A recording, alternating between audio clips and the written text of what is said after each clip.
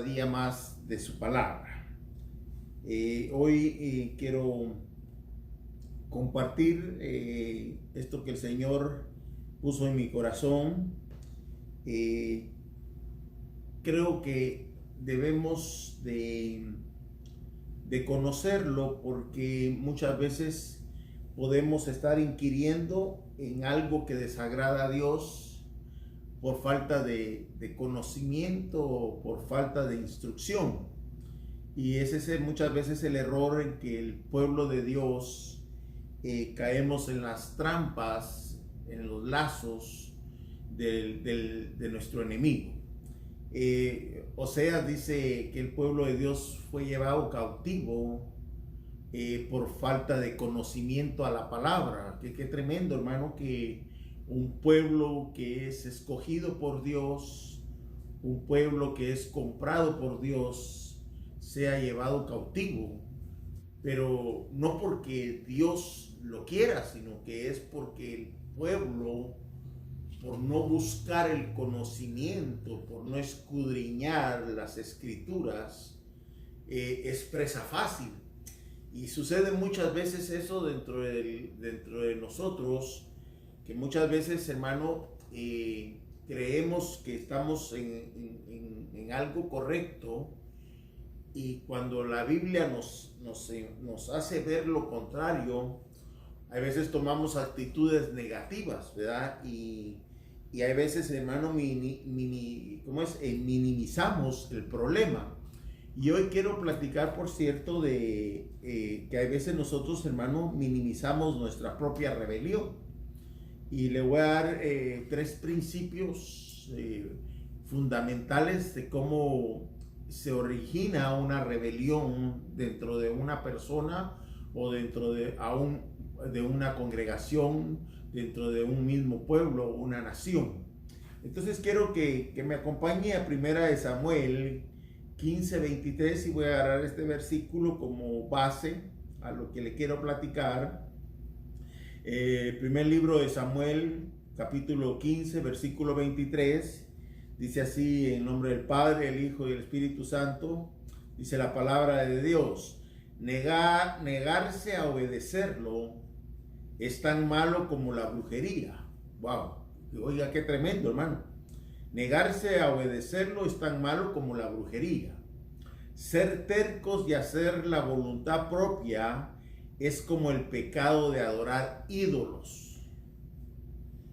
Tú te negaste a obedecer el mandato del Señor, por eso Él ahora se niega a aceptarte como el rey.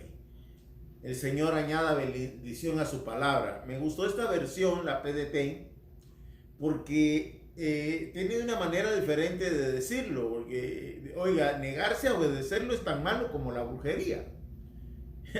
No voy a preguntar, ¿verdad? Pero hermano, muchas veces, muchos de nosotros, tal vez quizás usted no, pero yo sí me encuentro en que muchas veces hemos desobedecido a Dios. Muchas veces, hermano, hemos hecho caso omiso de lo que Dios nos dice en su palabra. Y eso es tremendo, porque esto no son palabras mías, es palabra palabra de Dios. Y dice que el negarse a obedecer a Dios es tan malo como que estuviéramos practicando la brujería. Y hay veces nosotros nos asustamos de no, el Señor reprenda al diablo, amén. Yo nunca voy a ir a una brujería. Pero aquí la palabra de Dios está comparando el negarse a obedecer a Dios. Es tan parecido o tan malo como que estuviéramos en una casa de brujos, o como que estuviéramos asistiendo a que nos lean el tarot, que nos fumen el puro, que nos tiren no sé qué, que nos tiren las cartas, y que nos den una chirqueada o qué sé yo, ¿verdad? Eso es lo que está diciendo la palabra, es lo que yo estoy entendiendo, que el negarse a obedecer a Dios es tan malo como la brujería. Pero luego dice ser tercos y hacer la voluntad. Oiga, ¿cuántos de nosotros hacemos muchas veces nuestra voluntad? ¿Cuántos de nosotros a veces somos tercos, muchas veces tercos delante de Dios? Tal vez tú no, y gloria a Dios.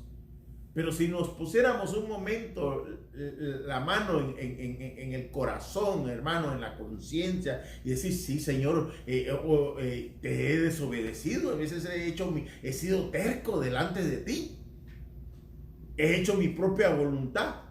Oiga, ¿cómo compara esta Biblia? Dice que ser terco de hacer la voluntad propia, es como el pecado de adorar ídolos.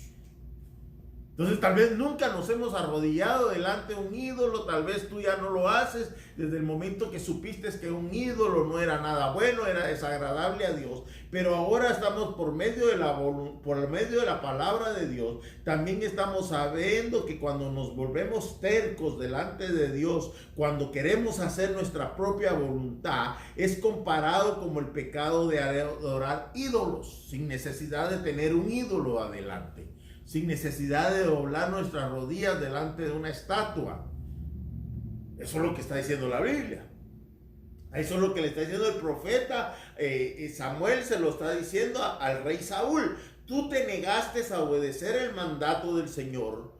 Por eso él ahora se niega a aceptarte como rey. Entonces, yo le quiero platicar hoy, hermano, que muchos de nosotros hemos intentado minimizar nuestra propia rebelión. Encontramos muchas maneras para justificar nuestras propias decisiones.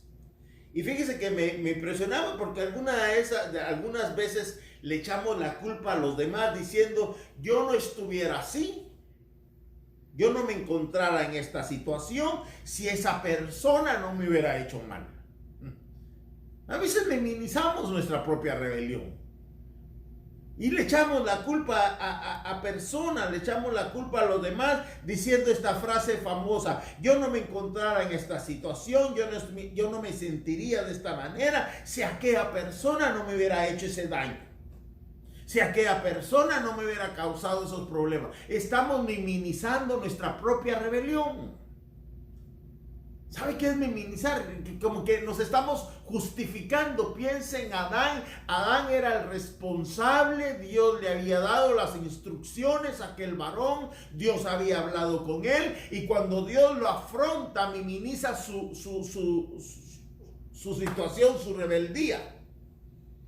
Adán, ¿qué pasó? No, la mujer que tú me diste minimizó su rebelión. Él se rebeló en contra del mandato que Dios le había dado y quiso minimizar su rebelión echándole la culpa a la mujer.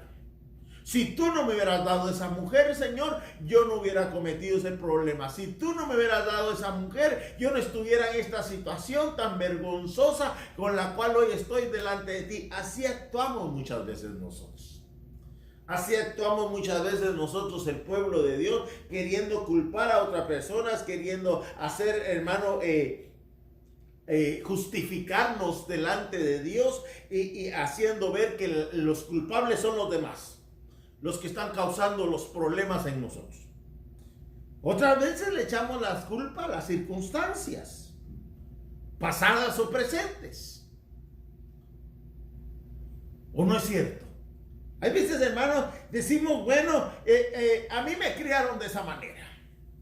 Mis padres me criaron de esa manera fue la única que yo conozco para vivir, esa es la única manera que yo conozco para responder, para actuar. Así que Dios conoce mi pasado, Dios sabe, y Él sabe cómo voy a actuar, Él sabe cómo voy a responder, porque Dios sabe cómo soy yo. Estamos minimizando nuestra propia rebelión delante de Dios. Estamos justificándonos en nuestro actuar rebelde, echándole la culpa a las personas o echándole la culpa a las circunstancias pasadas o presentes. Así es el hombre.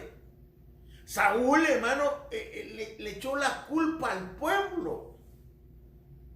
Tú puedes leer el libro de Saúl, hermano, de Samuel, donde él dice, tuve miedo, el pueblo me presionó, el pueblo me hizo sentir que yo tenía que hacer eso. Minimizó su propia rebelión. El profeta le había dado las instrucciones que Dios le había dicho y él minimizó porque se rebeló en contra del Señor.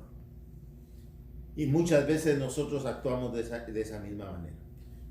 Pero ¿sabe qué es lo tremendo, hermano? Que muchas veces seguimos justificándonos de cualquier manera. Ponemos un montón de excusas para minimizar nuestras rebeliones. Pero ¿sabes qué es eso? Esa es una señal segura. Cuando tú y yo nos minimizamos nuestras rebeliones, es una señal segura de que nosotros no queremos, nos estamos resistiendo al quebrantamiento delante de Dios. Preferimos la rebelión. En lugar, hermano, de actuar de una manera, de darle libertad a quebrantarnos delante de Dios y reconocer que nos estamos portando de esa manera delante de Dios. Nos estamos resistiendo al quebrantamiento interior que el Espíritu Santo gime dentro de nosotros. Pero, hermano, ahí estamos erguidos, parados. Y yo te quiero hablar hoy. Bueno, de hecho, ¿sabes qué significa rebelión? Rebelión dice que es rechazo a una autoridad, actitud de la persona que desafiante se niega a obedecer a quien tiene la autoridad. Eso es rebelión.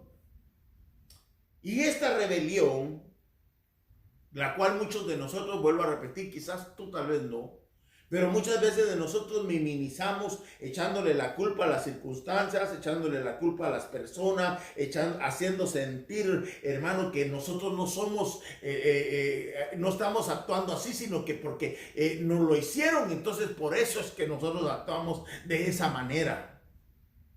Y no le damos paso al quebrantamiento, el cual, hermano, nos daría la libertad, el cual nos haría libres, romperíamos cadenas, pero nos resistimos al quebrantamiento que el Espíritu Santo está produciendo adentro de nosotros. Entonces, yo te quiero platicar hoy de 3 principios que encontré en la palabra, 3 principios que llevan, hay más, pero yo te quiero hablar de estos 3, que yo creo, hermano, que son el motor de la rebeldía. Que son, hermano, el motor, la gasolina y las llantas, por decir algo, si estamos refiriéndonos a un automóvil, para que aquel automóvil camine. Son 3 elementos importantes. Y quiero comenzar con el primero, Proverbios 8:13. Acompáñame al libro de Proverbios, capítulo 8, versículo 13.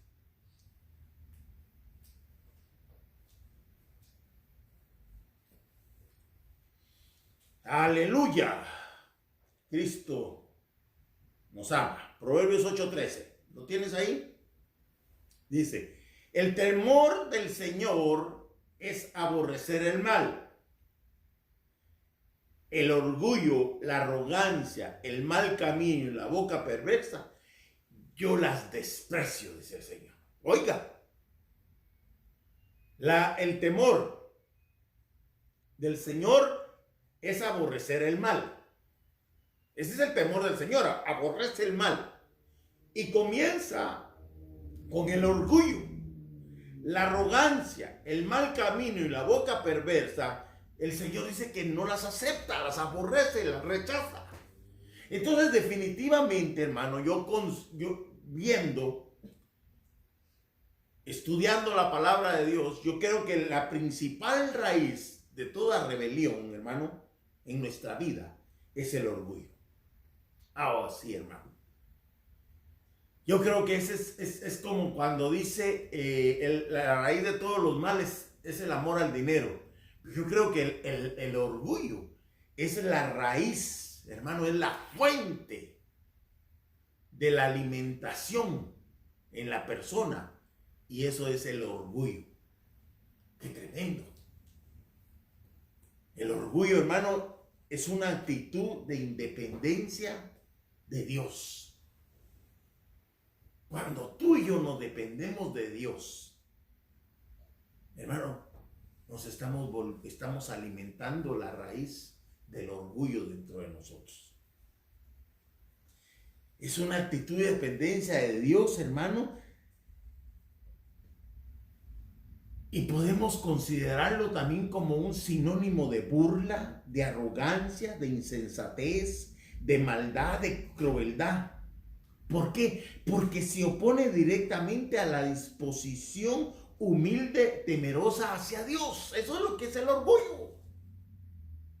Se opone, hermano, a la palabra de Dios.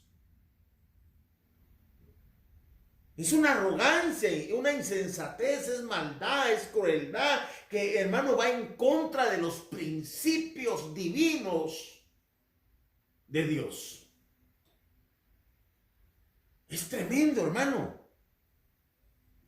Ningún defecto se opone más a Dios que el orgullo. Lo puedes buscar tú en la palabra, hermano, que ningún defecto es tan altivo delante de Dios como el orgullo.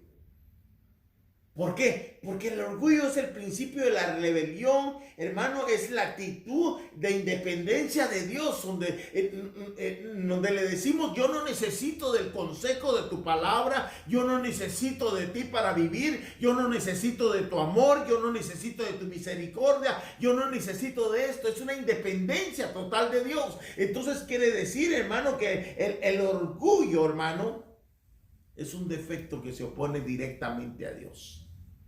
Y qué tremendo. Porque si tú te recuerdas allá en Proverbios, y bueno, si quieres lo buscamos, aquí estamos en Proverbios, ahí el 16, la lista que el Señor aborrece de las cosas, 16:5. Mira, estas son las cosas que Dios aborrece, que Dios abomina, y comienza, hermano, con el orgullo. ¡Qué tremendo! El orgullo es algo, hermano, que hace que la persona se aleje de Dios. Y su principio es luciferiano. Su principio, hermano, es satánico. Es de aquel personaje que se rebeló en contra de Dios allá en el monte, en el Edén, donde existía ese ser perfecto. Y aquel ser dice que se llenó de orgullo por su hermosura, por su sabiduría, y quiso compararse como el Altísimo. Es tremendo, entonces, hermano. Y a veces nos sentimos orgullosos de ser orgullosos, ¿verdad? Y no nos damos cuenta que el orgullo es un principio satánico. Un principio que nos va en contra, hermano, de las cosas de Dios. Mire, le voy a poner un ejemplo de un orgulloso. Un orgulloso nunca es agradecido. Un orgulloso, hermano, prefiere, hermano, hacer cualquier cosa que ser agradecido. Un orgulloso, hermano, nunca va a permitir o se va a rebajar, por decir algo, a pedir perdón. Ese es el principio del orgullo.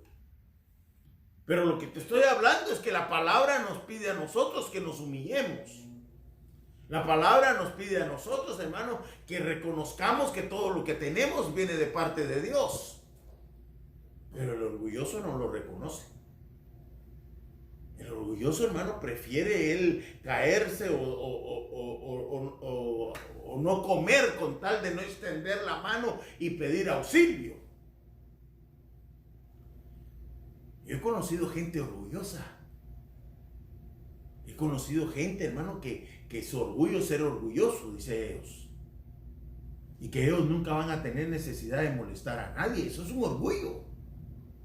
Ese es un principio satánico, hermano, porque lo vemos allá en Isaías 14:12. Acompáñame a Isaías si quieres, para que veas que no. Isaías 14, perdón, sí, Isaías 14:12. Mira lo que dice: ¿cómo has caído del cielo, oh lucero de la mañana, hijo de la aurora? Has sido derribado por tierra, tú que debilitabas a las naciones. Pero tú dijiste, ¿dónde? En tu corazón. En el corazón, dijo él. Subiré al cielo por encima de las estrellas de Dios. Levantaré mi trono orgulloso. Y me sentaré en el monte de la asamblea, dice, en el extremo norte. Subiré sobre las alturas de las nubes y me haré semejante al Altísimo. Es un principio luzberiano.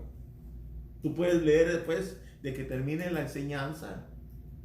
Puedes leer ese capítulo y te vas a dar cuenta de quién está hablando. Pero oye, ¿dónde dijo en su corazón? ¿Dónde nació? En su corazón. Y dijo, subiré al cielo. Se enorgulleció aquel personaje que era hermoso, que era perfecto en su andar, en su caminar, lleno de sabiduría. Entonces, definitivamente la principal raíz de toda rebelión nace en el corazón, y esa es la raíz del orgullo, la cual va a dar más raíces para que entonces aquel personaje ya fue lleno de maldad, de iniquidad y todas las cosas, pero permitió que el orgullo llenara su corazón y se quiso comparar a Dios mismo.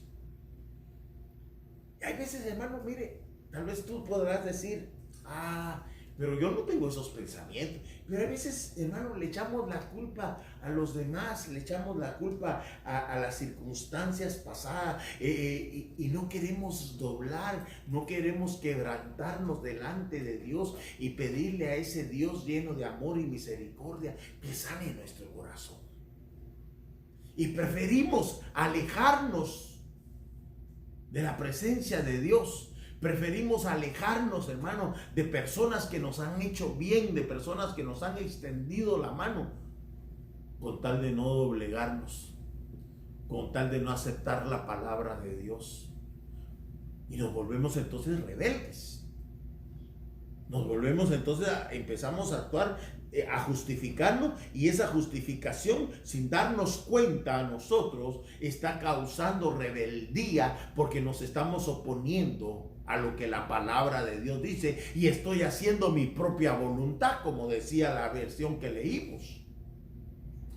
Y eso es como que nos inclináramos delante de ídolos. Eso es como que practicáramos brujería, hechicería. Mire las palabras bellas que el Señor Jesucristo dijo. Y es lo que tenemos que aprendernos. ¿O acaso el Señor Jesús dijo, aprended de mí que soy orgulloso? Y si nosotros, en el concepto de que tenemos orgulloso a alguien como orgulloso, una persona con mucho dinero, una persona que esto, lo otro, tal vez pudiéramos decir que el Señor pudo haber dicho eso porque era el Rey de Reyes y Señor de Señores, el dueño del oro y la plata, el que hizo los cielos y la tierra. Pero no, el Señor Jesús, ¿sabes qué dijo? Aprended de mí, que soy manso y humilde. Ese es el principio divino. Ese es el principio divino del reino de Dios, el cual Dios lo estableció para todo aquel que quiere vivir en el reino de Dios. Pero el principio satánico es la rebelión. Y la raíz de ese principio es el orgullo en las personas. Es la raíz principal, el motor del encender una rebelión. Es el orgullo. Entonces, tengamos cuidado, hermano, de no permitir que esta raíz del orgullo llene nuestras vidas. Porque, déjame decirte, es una actitud de independencia de Dios. En otras palabras, es una actitud de no obedecer la palabra de Dios. Ay, no, hermano, yo dependo de Dios. Entonces, amén. Tenemos que aplicar la palabra de Dios, obedecerla y hacer la voluntad de Dios y no mi propia voluntad, ni hacer lo que yo pienso, sino que ir de acuerdo a lo que la palabra de Dios me está enseñando. Bueno, pasemos a otro. Segunda de Samuel, si hacemos a segunda. No estábamos en primera, ahora es segunda de Samuel, capítulo 15. Vamos a leer del 1 al 6 para que nos ubiquemos bien de lo que le quiero enseñar. Ya lo tienen, 2 Samuel 15:1. Aconteció después de esto que Absalón se hizo de un carro y caballos y de 50 hombres que corrían delante de él. Ponle atención a lo que estamos leyendo. Y Absalón se levantaba temprano y se situaba junto al camino de la puerta. Y sucedía que todo aquel que tenía un pleito y venía al rey, el rey era David, el padre de Absalón, para juicio, Absalón lo llamaba y le decía: ¿de qué ciudad eres? Y este respondía: tu siervo es una de las tribus de Israel. Entonces Absalón le decía: mira, tu causa es buena y justa, pero nadie te va a escuchar en el palacio. Nadie te va a escuchar de parte del rey. Versículo 4. Decía además Absalón: ¿quién me nombrara juez en la tierra? Entonces todo hombre que tuviera pleito, conflicto, contienda o alguna causa podría venir a mí y yo le haría justicia. Pon atención cómo está hablando este personaje. Y sucedió que cuando alguno se acercaba y se postraba ante él, él extendía su mano, lo levantaba y lo besaba. De esa manera Absalón trataba a todo israelita que venía al rey para juicio. Así Absalón robó el corazón de los hombres de Israel. Mira, hermano, qué tremendo este personaje. ¿Sabes cuál es la otra raíz principal de una rebelión? ¿Tú sabes quién es Absalón? Absalón era el tercer hijo de David. Te lo voy a resumir. Era hermoso, era bello. Tuvo un acto de venganza contra su hermano Amnón, porque este medio hermano violó a Tamar, que era media hermana de Amnón y hermana de Absalón, hermana completa de Absalón. Y Absalón tuvo ese acto de venganza contra él. Y también dice la escritura que David lo despojó y lo sacó de la ciudad por 2 años. En esos 2 años Absalón nunca vio el rostro de David. Yo pienso que por las características que tenía este personaje, era el heredero del trono de David. Iba a ser el heredero de ese trono. Pero aquí hay algo interesante y es la segunda raíz, raíz principal, aparte del orgullo, es el engaño. Este hombre, Absalón, quería pasar como un hombre del pueblo, como un hombre que atendía el llamado del pueblo, un hombre que se identificaba con el pueblo, pero era un engaño. Porque este hombre, hermano, se consideraba por encima de todo. Si tú después tienes tiempo y lees la historia, se consideraba por encima de todo, aún de las propias leyes. Era un hombre engañadoso, un hombre vanidoso, un hombre orgulloso. Pero en él reinaba el orgullo, y lo vamos a ir desglosando en esto que vemos. Veamos qué dice el 15:1. Mira lo que dice. Aconteció después de esto que Absalón se hizo de carros y caballos de 50 hombres que corrían delante de él. ¿Qué estaba mostrando este hombre con querer enseñarle al pueblo? Que él era independiente, que él tenía su propia caballería, su propio ejército. Él no estaba bajo la autoridad de su padre. Él quería mostrar, hermano, que él era independiente de su padre, del rey David. Y por eso fue que se hizo de estos carros, por eso fue que se hizo de estos guerreros, de estos hombres que corrían delante de él, como queriendo mostrarle, hermano, al pueblo de Israel que Absalón era poderoso, engañándolos. 2. Oye lo que dice el versículo 2. Y Absalón se levantaba muy de temprano.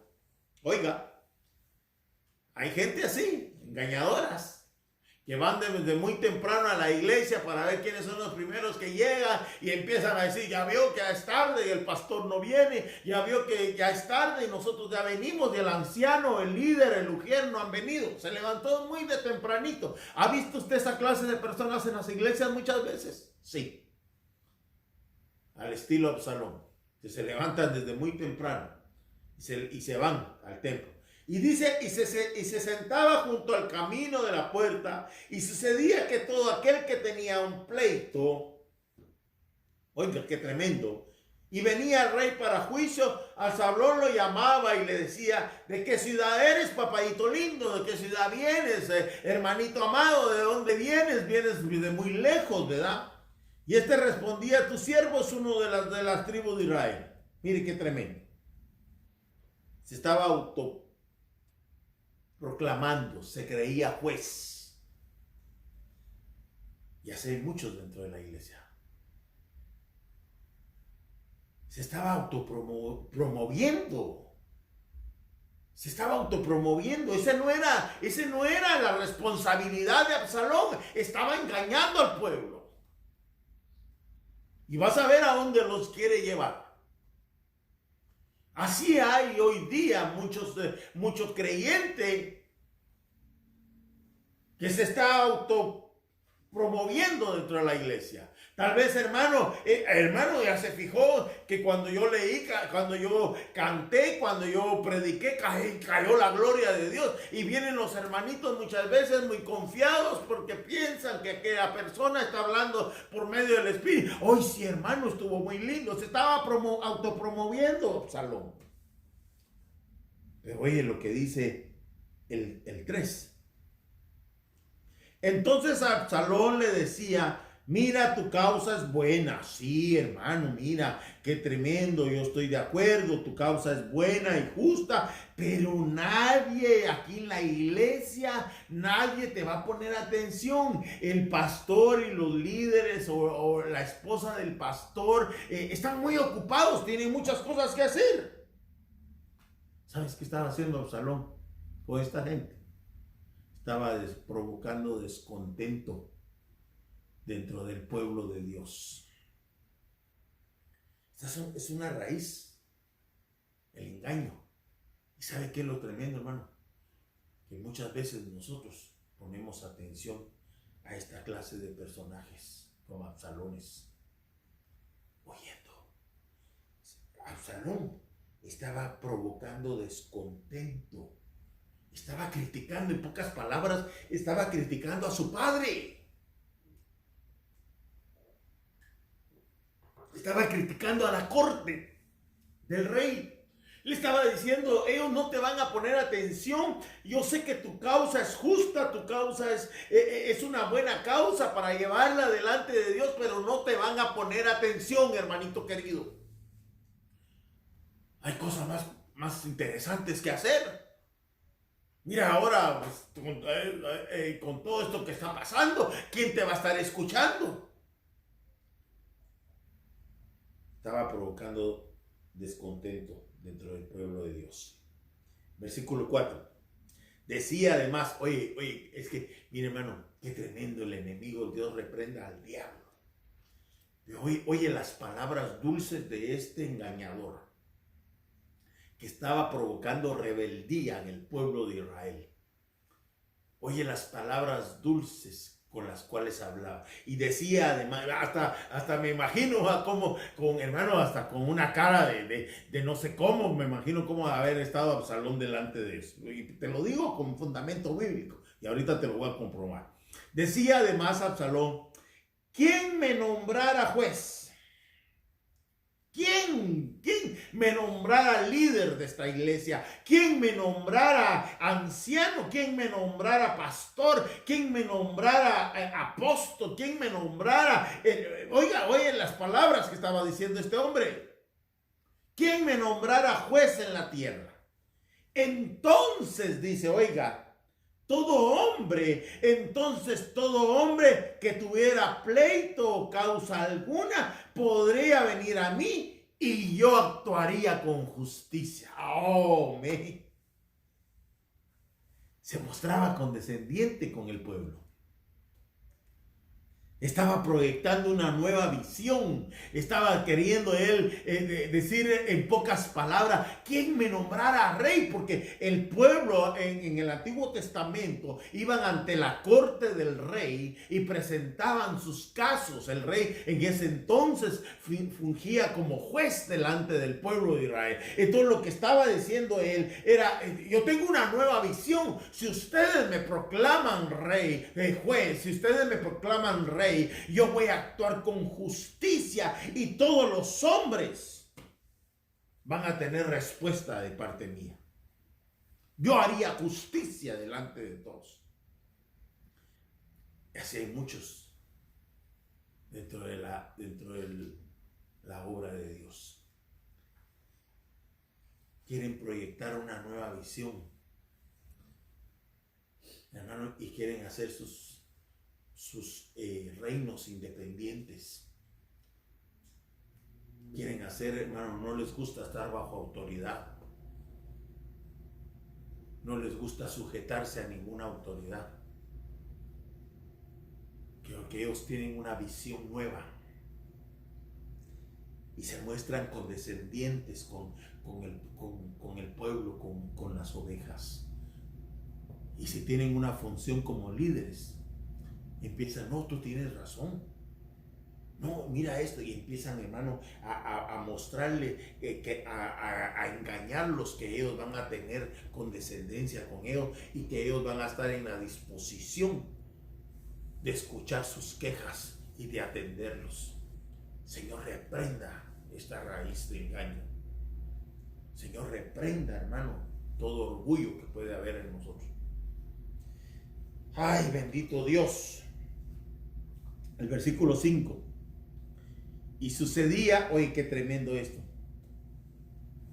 Y sucedía que cuando alguno se acercaba y se postraba ante él, como reverencia, como príncipe, él le extendía su mano y lo levantaba. No, papayito lindo, ¿cómo vas a hacer eso?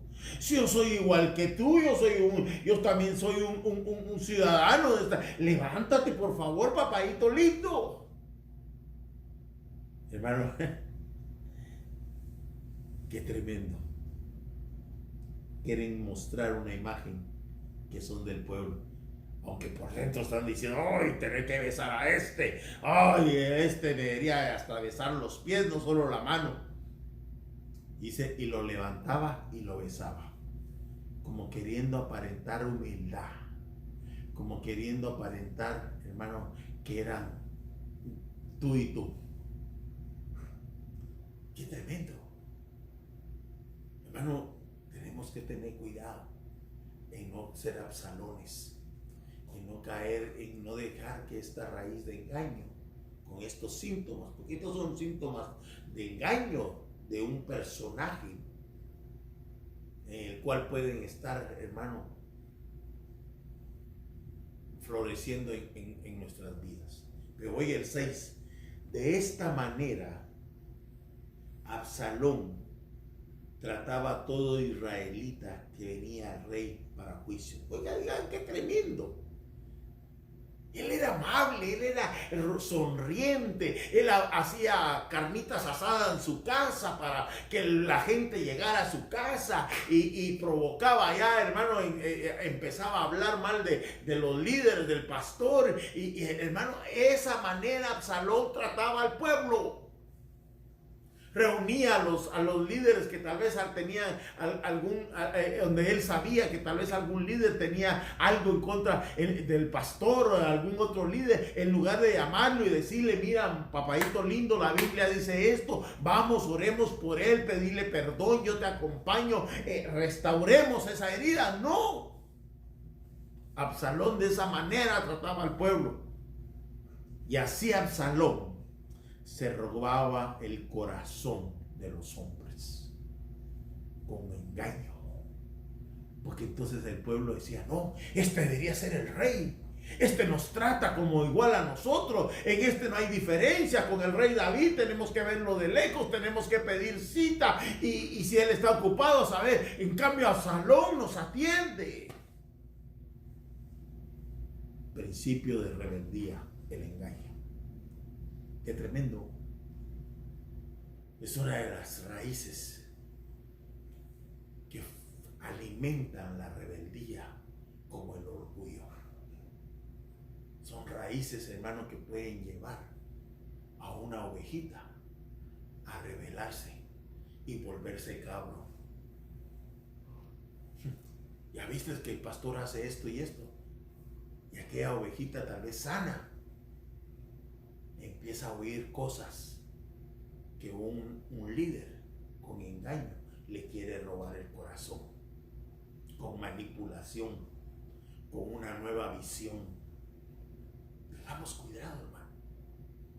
Tengamos cuidado de no caer en esta trampa. El tercero. Este es tremendo, hermano. Jonás 1:1. Vamos al libro de Jonás.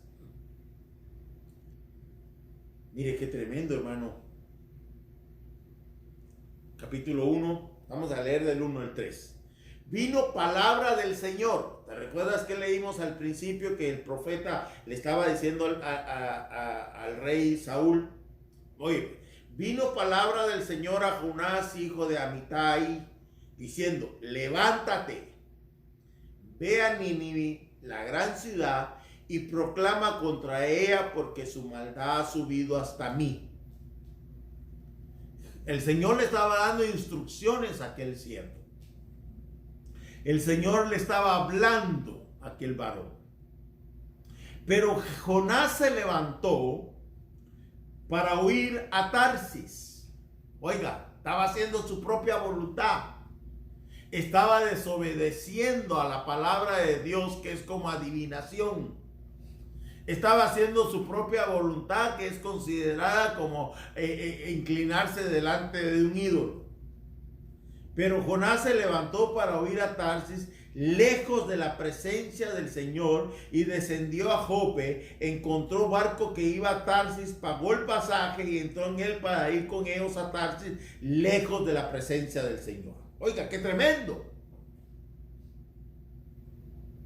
Entonces la tercera raíz principal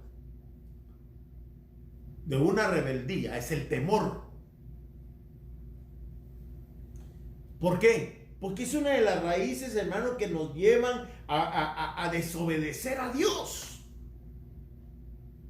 Y me impresionaba que dice que temor es un sentimiento de inquietud o angustia que impulsa a huir o evitar algo que se considera dañoso. Y Jonás consideró que ir a Nínive iba a ser algo, hermano, dañino para él. Sintió una angustia porque los moradores de Nínive eran gente mala.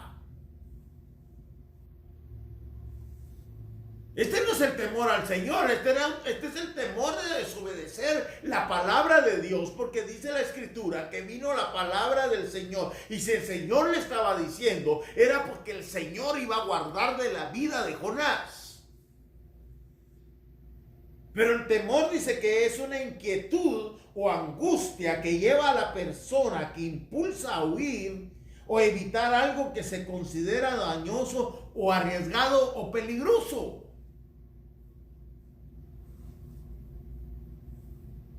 También es una creencia que puede causar, que puede sufrir, que puede pensar alguien que va a sufrir un daño o correr algún peligro. Y eso nos hace muchas veces, hermano, hacer la voluntad de Dios.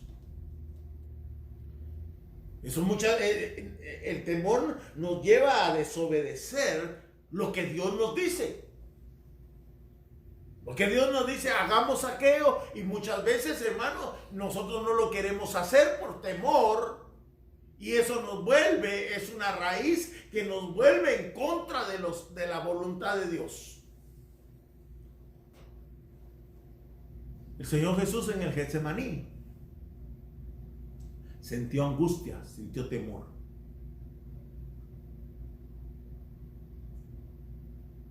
Pero supo y reaccionó y dijo, Señor, que no sea mi voluntad. Yo no voy a salir corriendo de esta angustia, de esta aflicción, sino que se haga tu voluntad, sea cual sea.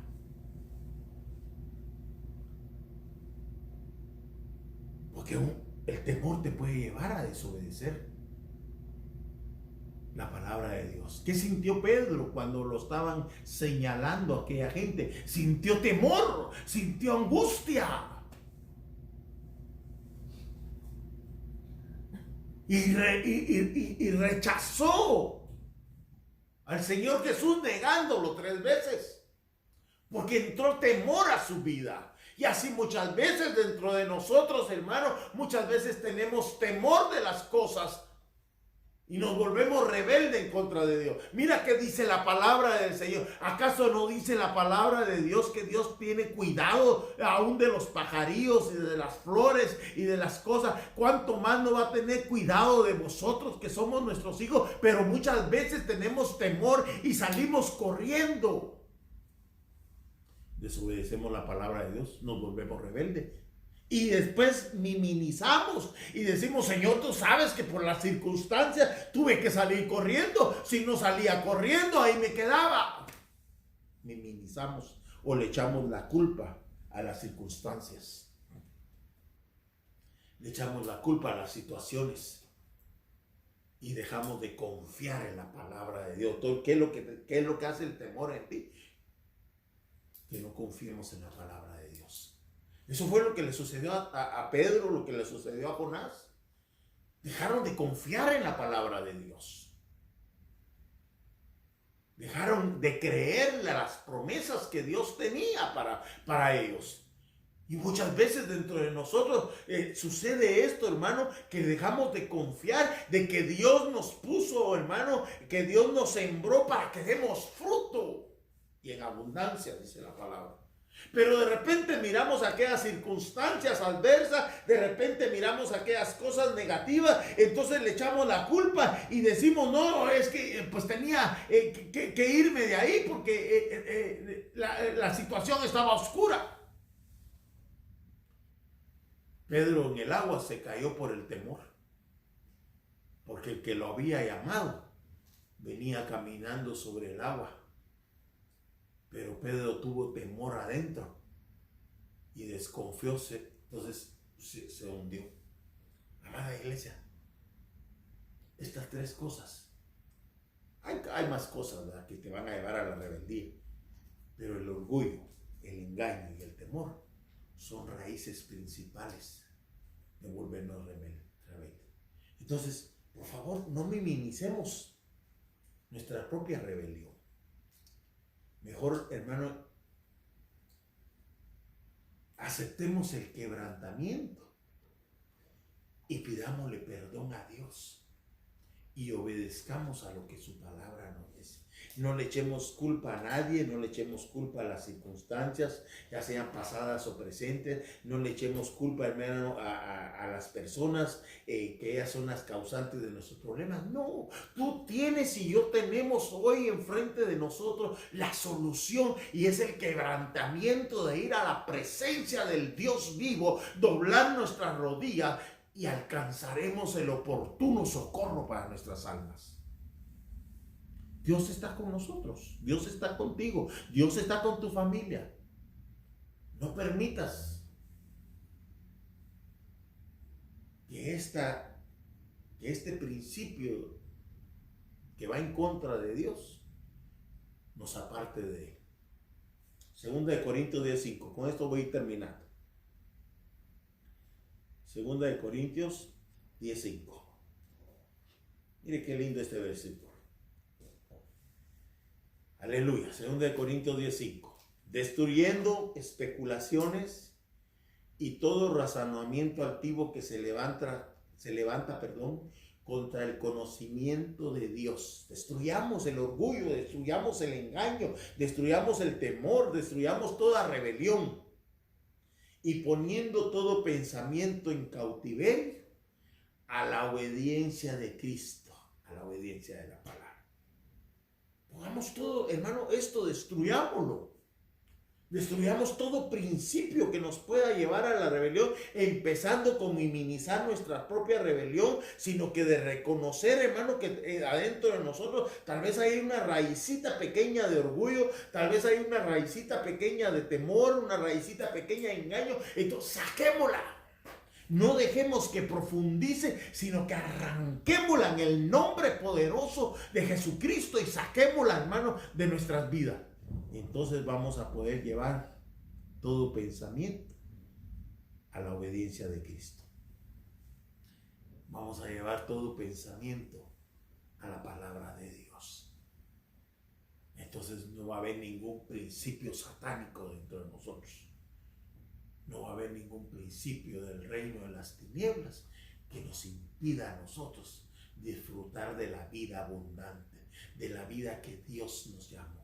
Porque Dios nos dio vida y vida en abundancia. Muchas veces nos conformamos con la vida. Gloria a Dios, porque Jesucristo al resucitar nos dio vida, al aceptarlo nos dio vida con Él. Pero va más allá, va más, y es la vida abundante. Pero no podemos vivir una vida abundante si en nosotros hay raíces del reino de las tinieblas, si en nosotros hay principios de orgullo, principios de engaño o principios de temor. No podemos disfrutarla. Entonces necesitamos sacarlas. Necesitamos, hermano, de echarle la culpa a los demás. Necesitamos dejar de echarle la culpa a las circunstancias. Necesitamos, hermano, de dejar actuar como actúa el hombre que no conoce la palabra de Dios. Por eso te leí Oseas, lo que decía el libro. Yo creo que es Oseas 4:10. Déjame buscarlo, no estoy seguro, pero sí creo que es Oseas 4:10. No, 4:6, perdón. Mi pueblo es destruido por falta de conocimiento. Hoy nosotros adquirimos conocimiento de que estos principios nos pueden llevar a ser rebeldes. Por cuanto tú has rechazado el conocimiento, nosotros no lo estamos rechazando, lo estamos recibiendo en el nombre de Jesús hoy. Por cuanto has rechazado el conocimiento, yo también te rechazaré para que no seas más mi sacerdote. No, nosotros no lo rechazamos, Padre. Nosotros lo aceptamos hoy. Y todo principio de rebelión, en el nombre poderoso de Jesús, lo vamos a echar fuera. Así que te voy a invitar a que inclines tu rostro en lo que suena el teclado.